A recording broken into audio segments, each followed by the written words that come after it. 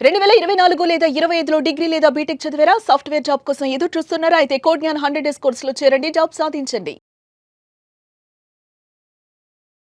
Sir ప్రతి పేరెంట్‌కి హ్మ్. మా అబ్బాయి అప్‌స్కిల్ అయ్యి జాబ్ తెచ్చుకుంటే 100 డేస్‌లో మీ ఇన్‌స్టిట్యూట్‌లో జాయిన్ చేస్తాం అనుకునేటువంటి ఆలోచనతో ఉండేటువంటి వాళ్ళు చాలా మంది ఉంటారు. అవును. కోర్స్ అయిపోతుంది. కొంతమందికి ఏంటంటే జాబ్ రాకుండా అలానే మిగిలిపోతూ అవును. ఉండేటువంటి వాళ్ళు ఉంటారు. ఏ కంపెనీస్ చూపించినా సరే హ్మ్.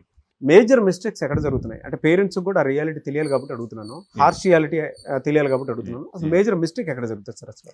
ఫస్ట్ అసలు వాళ్ళ బాబు 4 ఇయర్స్ డిగ్రీ చదివాడు ఆర్ ఇంజనీరింగ్ చదివాడు. అప్పుడు ఎంతలాగా పట్టించుకున్నారు, హ్మ్. ఎంత క్రాస్ చెక్ చేశారు, అసలు ఎలా పెర్ఫామ్ చేస్తున్నాడు ఏంటి అన్నది.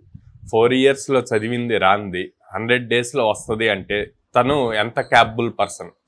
సో పిల్లవాడికి క్యాపబిలిటీ ఉందా లేదా అన్నది కూడా చూసుకోవాలండి. అట్లా అని చెప్పి నేను 100 డేస్లో మా దగ్గర జాయిన్ అయితే జాబ్ వస్తుంది అన్నట్లు 100 డేస్ ప్రోగ్రామ్ కానీ 2 ఇయర్స్ సపోర్ట్ ఇస్తున్నాం. సో ఆ పేషెన్స్ అన్నది ఉండాలండి. 2, ఎన్నిసార్లు కాలేజ్కి వెళ్ళి మేనేజ్మెంట్తో కానీ వాళ్ళ ఫ్యాకల్టీస్తో కానీ ఈ 4 ఇయర్స్లో మాట్లాడారు. సో ఎలా పెర్ఫామ్ చేస్తున్నాడు అన్నది ఫీడ్బ్యాక్ తీసుకున్నారు లేదు. సో అక్కడ 4 ఇయర్స్ మీరు వదిలేసి ఇక్కడికి వచ్చి 100 డేస్లోనే మాడికి 100 డేస్ అయిపోయింది కదా సార్ ఇంకా జాబ్ రాలేదు అంటే ఎట్లాగా అంటే బోత్ సైడ్స్ చెక్ చేసుకోవాలి. ఒక సైడ్ బ్లేమింగ్ ఎప్పుడు చేయకూడదు అంటాను. సో అక్కడ ప్లేస్మెంట్స్ ఎన్ని చూపించారు ఏంటి అనేది కూడా చెక్ చేసుకోవాలి. అవును. అక్కడ ఎంత చూపించారు, ఇక్కడ ఎంత చూపిస్తున్నారు, అక్కడ ఎన్ని ఆపర్చునిటీస్ వచ్చాయి, ఎన్ని చూపించారు.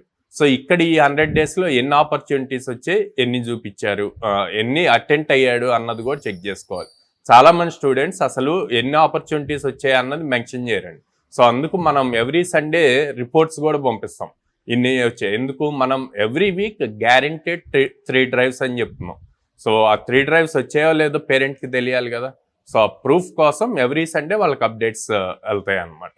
నెక్స్ట్ సో అక్కడ 4 ఇయర్స్ చదివినప్పుడు ఎంత పర్సంటేజ్ వస్తుంది అన్నది చెక్ చేసుకోరండి. అసలు ఎలా బ్యాక్లాగ్స్ ఉంటాయి, ఆ బ్యాక్లాగ్స్ ఉన్నాయన్న సంగతి కూడా పేరెంట్స్కి తెలియదు. ఇప్పుడు మా దగ్గరకు వచ్చి స్టూడెంట్ జాయిన్ అయ్యేటప్పుడు ఫస్ట్ అన్ని పాస్ అంటారు. ఎప్పుడైతే కంపెనీస్ సార్ నాకు ఇంకా 2 బ్యాక్లాగ్స్ ఉన్నాయి, 1 బ్యాక్లాగ్ ఉంది, నేను అది కంప్లీట్ చేసుకోవాలి అంటారు. సో ఇదే ఫస్ట్ నుంచి ఫోకస్డ్గా పేరెంట్ కనుక చెక్ చేసుకుంటూ స్టూడెంట్ని అడుగుతూ అట్ ద సేమ్ టైం కాలేజ్తో కూడా చెక్ చేసుకుంటూ ఉంటే ఈ బ్యాక్లాగ్స్ మిగలవు కదా, అప్పుడు టైం వేస్ట్ అవ్వదు కదా. మన దగ్గరకు వచ్చి 100 డేస్ కోర్స్ నేర్చుకున్నాక ఆపర్చునిటీ వచ్చినప్పుడు నాకు బ్యాక్లాగ్ ఉంది అంటే ఆపర్చునిటీ వాళ్ళకి మిస్ అయినట్టే కదా. నిజంగా అంటే పేరెంట్స్కి ఈ పర్సంటేజ్ రియాలిటీ తెలియదు. అవును, ట్రూ చాలా మందికి. ఎందుకంటే ఆ 4 ఇయర్స్లో ఎంత చదివాడు, ఎంత పర్సంటేజ్ వచ్చింది అనే దాని మీద క్యాలిక్యులేషన్ ఉండదు. సో ఆ పర్సంటేజెస్ ఎందుకు ఇంపార్టెంట్ అంటే సర్వీస్ బేస్డ్ కంపెనీస్ ఉంటాయి, ప్రోడక్ట్ బేస్డ్ కంపెనీస్ ఉంటాయి, మిడ్ సైజ్ కంపెనీస్ ఉంటాయి. వీటికి డిఫరెంట్ పర్సంటేజెస్ ఉంటాయి.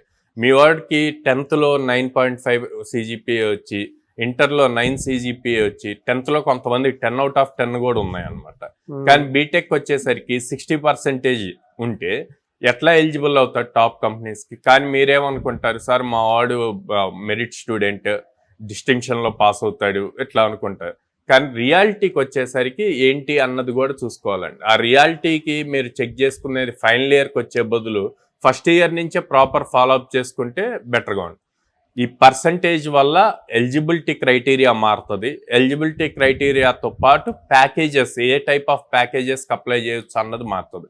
బేసిక్ 60% ఉంటే 4 LPA అట్లా 5 LPA వరకు వస్తుందండి. 65 అబోవ్ ఉంటే 7-8 LPA వరకు ఎలిజిబిలిటీ ఉంటుంది. 70% అబోవ్ ఉంటే ఇంకా అది లిమిట్లెస్ ఉంటుంది, 20 LPA వరకు కూడా ఎలిజిబుల్ అవుతారనమాట. ఇది చూసుకోవాలి. నెక్స్ట్ ప్రాజెక్ట్ వర్క్ అండి. ఫైనల్ ఇయర్లో అండ్ థర్డ్ ఇయర్లో మినీ ప్రాజెక్ట్ చేస్తారు, ఫైనల్ ఇయర్లో మెయిన్ ప్రాజెక్ట్ చేస్తారు. వాళ్ళు చేసే ప్రాజెక్ట్ ఏంటి అన్నది చాలామంది అసలు పట్టించుకోరు, తెలీదు, అవేర్నెస్ లేక. సో తెలియాల్సింది ఏంటంటే వాళ్ళు చేసే ప్రాజెక్ట్ వల్ల జాబ్ వస్తుందా రాదా. Project plays key role. రెజ్యూమ్లో ఆ ప్రాజెక్ట్ మెన్షన్ చేస్తేనే ఆ ప్రాజెక్ట్ మీదే క్వశ్చన్స్ అడుగుతారు. కానీ కాలేజెస్లో లేటెస్ట్ టెక్నాలజీస్ ఏవి వస్తే వాటి మీద ప్రాజెక్ట్ చేపిస్తారు. ఫర్ సపోజ్ ఈ ఇయర్ బ్లాక్ చైన్ మీద స్ట్రాంగ్గా న్యూస్ వచ్చింది అనుకోండి, బ్లాక్ చైన్ మీద ప్రాజెక్ట్స్ చేపిస్తారు. ఇప్పుడు అందరం జెన్ఏఐ గురించి మాట్లాడుతున్నాం, సో జెన్ఏఐ మీద ప్రాజెక్ట్స్ చేపిస్తారు. ఈ లేటెస్ట్ టెక్నాలజీస్ మీద ప్రాజెక్ట్స్ చేపించడం వల్ల కాలేజెస్కి ప్లస్ అవుతుంది. వాళ్ళకి అక్రిడియేషన్స్ ఉంటాయి, నాక్ అక్రిడియేషన్ అట్లాగా. సో వాళ్ళకి యూజ్ అవుతుంది. కానీ స్టూడెంట్కి ఈ లేటెస్ట్ టెక్నాలజీస్ మీద జాబ్స్ ఉన్నాయా, సో అది చెక్ చేసుకోవాలి. సో ఈ చెక్ చేసుకోవటం పేరెంట్స్ చేయరండి.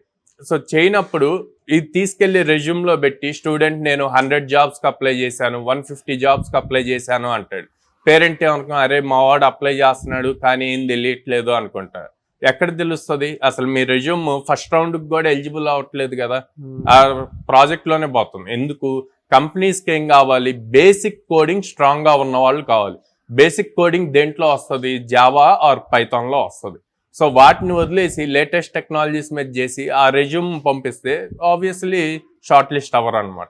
సో ఇప్పుడు మన దగ్గరికి వచ్చి 100 days కంప్లీట్ చేసినప్పుడు మనం ఆ లేటెస్ట్ టెక్నాలజీస్ ఇవన్నీ వదిలేసి కంప్లీట్ ఫౌండేషన్స్ మీద నేర్పిస్తాం. సో వాటి మీద అలవాటు అయ్యి ఉండి బ్రెయిన్ ఒక్కసారిగా మళ్ళీ వీటి మీదకి రావాలి అన్నప్పుడు ఇట్ టేక్స్ సమ్ టైం. అందుకే ప్రతి స్టూడెంట్ ఆర్ ప్రతి పేరెంట్ని నేను చెప్పేది ఏంటంటే పేషెన్స్ ఇంపార్టెంట్. అది మీరు కోడ్నాల్లో జాయిన్ చేయండి, ఇంకో చోట జాయిన్ చేయండి. పేషెన్స్ ఉండి టైం ఇస్తే తను నేర్చుకోవాలి. కానీ పేషెన్స్ ఉండి టైం ఇచ్చి మీరు పట్టించుకోకపోతే మళ్ళీ సేమ్ రిజల్ట్ రిపీట్ అవుతుంది, ఏమి అవుట్పుట్ ఉండదు, టైం వేస్ట్ అవుతూ ఉంటుంది. ఎలా సార్, అంటే ఒక స్ట్రాంగ్ స్కిల్ నేర్చుకోవాలి అనుకునేటువంటి వాళ్ళు మీ దగ్గర టైం ఎంత పెడితే ఆన్ అన్ యావరేజ్ ఆ పిల్లడికి ఫ్యూచర్ ఉండే అవకాశం ఉంటుందంటారు? పేరెంట్స్ మిమ్మల్ని అప్రోచ్ అవ్వాలనుకుంటారు, వీడియో చూసిన తర్వాత ఖచ్చితంగా అప్రోచ్ అవ్వాలనుకుంటారు. మా దగ్గర like per day 8 hours focus చేస్తాం. 6 hours క్లాస్ ఉంటుంది, మళ్ళీ ఒక 1.5 hourకి సరిపోయేంత అసైన్మెంట్స్ ఉంటాయి, డైలీ 1/2 hour ఎగ్జామ్ ఉంటుంది.